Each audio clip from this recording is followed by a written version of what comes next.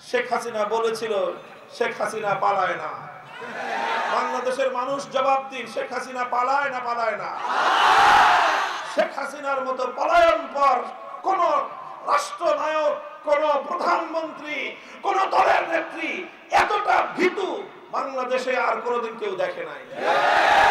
বেগম খালেদা জিয়া তিনিও ক্ষমতা ছেড়েছেন, ক্ষমতা ছাড়তে বাধ্য হয়েছেন। অশীতিপর বয়সে জীবন মৃত্যুর সন্ধিক্ষণে দাঁড়িয়ে কারা প্রকোষ্ঠে বছরের পর বছর সময় কাটিয়েছেন, হাসি মুখে কারাগারকে বরণ করেছেন। শেখ হাসিনার মতো ভীরুতা প্রদর্শন করেন নাই। আওয়ামী লীগ নেত্রী শেখ হাসিনা কি করলেন? একটাবার বাংলাদেশের মানুষের কথা ভাবেন নাই। আওয়ামী লীগের কোন নেতা কর্মীর কথা তিনি ভাবেন নাই। কেন ভাবেন নাই? আওয়ামী লীগের মধ্যে যদি কোনো বিবেকবান, বুদ্ধিমান কোন নেতা কর্মী থেকে থাকেন, কথাটা একটু আপনারা নিজেরাই চিন্তা করবেন। কেন শেখ হাসিনা আপনাদের কথা ভাবলেন না? কারণ শেখ হাসিনা শুধু বাংলাদেশের মানুষের কাছ থেকে প্রতিশোধ নেন নাই, শেখ হাসিনা আওয়ামী লীগের কাছ থেকে প্রতিশোধ গ্রহণের রাজনীতি করেছেন। কারণ শেখ হাসিনার ক্ষোভ ছিল যে 1975 সালে তার বাবা শেখ মুজিবুর রহমানকে হত্যা করেছিল আওয়ামী লীগ। আওয়ামী লীগের নেতা কর্মীরা শেখ মুজিবুর রহমানকে হত্যা করেছিল। সেদিন থেকেই শেখ হাসিনা ঘোষণা দিয়েছিল, শপথ করেছিল, যারা তার বাবাকে হত্যা করেছে তাদের কাছ থেকে তিনি প্রতিশোধ গ্রহণ করে ছাড়বেন। এই জন্য তিনি বাংলাদেশের মানুষের কাছ থেকে প্রতিশোধ নিয়েছেন। বাংলাদেশের মানুষের কাছ থেকে কি প্রতিশোধ নিয়েছেন? এদেশের মানুষ যেন মাথা উঁচু করে দাঁড়াতে না পারে তার আয়োজন করেছেন। বাংলাদেশটা যেন উন্নত হতে না পারে তিনি সেই আয়োজন করেছেন। লক্ষ লক্ষ কোটি টাকা তিনি, তার বোন, তার ছেলে, তার মেয়ে আর তার ভাগনা ভাগ্নিরা বাংলাদেশ থেকে পাচার করেছেন। একটা পরিবারের তো এত টাকা লাগে না। কেন এত টাকা চুরি করলো?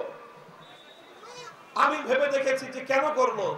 আসলে টাকার প্রয়োজনে শুধু চুরি করে নাই, করছে যাতে এই বাংলাদেশের অর্থনীতির ভিত ধসে যায়, এদেশটা যেন বিশ্ব দরবারে মাথা উঁচু করে দাঁড়াতে না পারে, এদেশটাকে একটা তলাবিহীন ঝুড়িতে পরিণত করবার তার সেই প্রতিশোধ পরায়ণতার বহিঃপ্রকাশ তিনি ঘটিয়েছেন। এর মাধ্যমে তিনি স্বাধীন বাংলাদেশ দেখতে চান নাই, তিনি চেয়েছিলেন বাংলাদেশের বুকের উপর দিয়ে আরেকটি দেশকে বিনামূল্যে ট্রানজিট প্রদান করতে। তিনি বাংলাদেশকে চেয়েছিলেন আরেকটা দেশের অঙ্গরাজ্য বানিয়ে নিজে মুখ্যমন্ত্রী হতে। এই হলো দেশের বিরুদ্ধে, জনগণের বিরুদ্ধে তার প্রতিশোধ। আর আওয়ামী লীগের বিরুদ্ধে তার প্রতিশোধ তিনি বলেছিলেন 1975-এর 15ই আগস্ট আমার বাবার লাশটা ওই ধানমন্ডির 32 নম্বরে পড়ে থাকলো দিনের পর দিন। এত বড় দল, হাজার হাজার লক্ষ লক্ষ যার নেতা কর্মী, কই আওয়ামী লীগের কেউ তো সেদিন এগিয়ে আসলো না।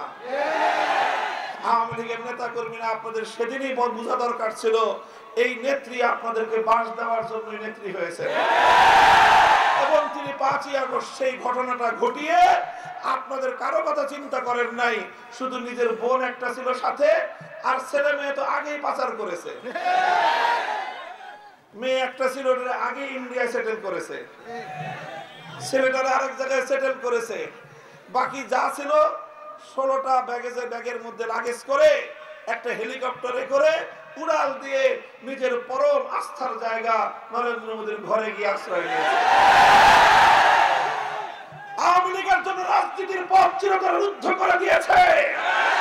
কারণ এই আওয়ামী লীগেররাই তার বাবার খুনি, তার বাবার হত্যাকারী। সংগ্রামী সাথী ও বন্ধুগণ, এই শেখ হাসিনার জুলুমার ইতিহাসের ফিরিস্তি দিতে গেলে দিন পার হয়ে যাবে। শুধু পরবর্তী সকল শাসকদেরকে আমরা এখান থেকে শিক্ষা গ্রহণ করার নসিহত করতে চাই। শেখ হাসিনা বলেছিল শেখ হাসিনা পালায় না।